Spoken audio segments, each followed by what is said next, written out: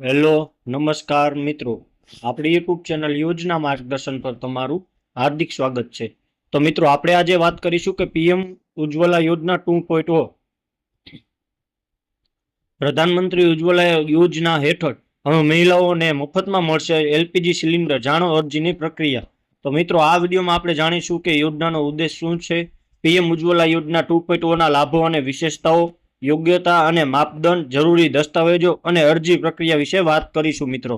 તો પ્રધાનમંત્રી ઉજ્જવલા યોજના વર્ષ 2016માં પ્રધાનમંત્રી નરેન્દ્ર મોદી દ્વારા શરૂ કરવામાં આવી હતી. આ યોજનાનો ઉદ્દેશ દેશની ગરીબ મહિલાઓને એલપીજી ગેસ સિલિન્ડરનો લાભ આપવાનો છે. તાજેતરમાં આ યોજનાનો બીજો તબક્કો શરૂ કરવામાં આવ્યો છે, જેનું નામ પ્રધાનમંત્રી ઉજ્જવલા યોજના 2.0 છે. જે મહિલાઓએ હજુ સુધી આ યોજનાનો લાભ લીધો નથી, તેઓ અરજી કરીને તેને લાભ મેળવી શકે છે.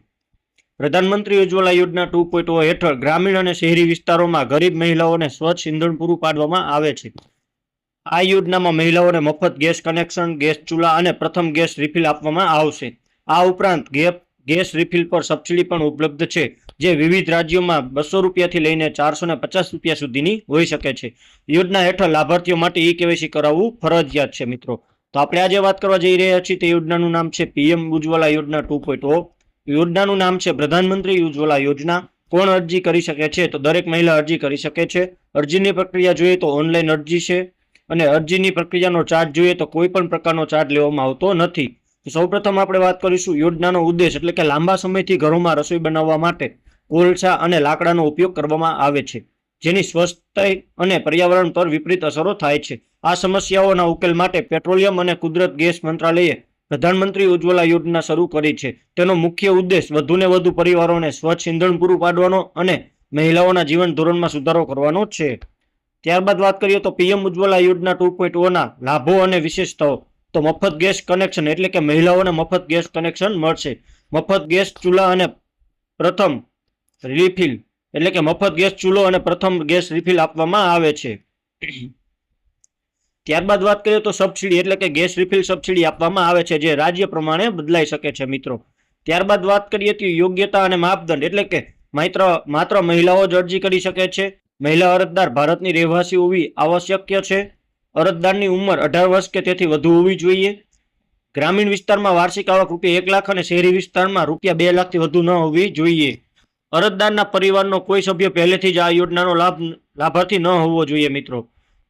અને આ યોજનામાં ઓનલાઈન પ્રોસેસ કરવા માટેના જરૂરી દસ્તાવેજો વિશે આપણે વાત કરીશું. તો સૌપ્રથમ જોઈએ તો આધાર કાર્ડ, સરનામાનો પુરાવો, રેશન કાર્ડ, આવકનું પ્રમાણપત્ર, વર્તમાન મોબાઈલ નંબર, બેંક ખાતાની પાસબુક અને પાસપોર્ટ સાઇઝનો ફોટો.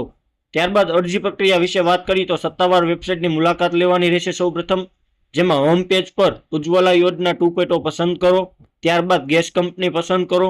મોબાઈલ નંબર અને ઓટીપીની મદદથી રજીસ્ટ્રેશન કરો. ત્યારબાદ અરજી ફોર્મ ભરો અને જરૂરી દસ્તાવેજો અપલોડ કરો મિત્રો. ત્યારબાદ ફોર્મ સબમિટ કરો અને પ્રિન્ટ આઉટ લો મિત્રો. તો મિત્રો, પ્રધાનમંત્રી ઉજ્જવલા યોજના 2.0 નો ઉદ્દેશ ગરીબ મહિલાઓને સ્વચ્છ ઇંધણ પૂરું પાડવા અને તેમના જીવન ધોરણમાં સુધારો કરવાનો છે. આ યોજના હેઠળ મહિલાઓ મફત ગેસ કનેક્શન, ગેસ સ્ટવ અને સબસિડી મેળવી શકે છે. પાત્ર મહિલાઓ સહન પ્રક્રિયાને અનુસરીને આ યોજનાનો લાભ મેળવી શકે છે મિત્રો. તો મિત્રો, આ યોજનામાં અમુક પ્રશ્ન હોય છે, જેનું આપણે સોલ્યુશન કરતા જોઈએ.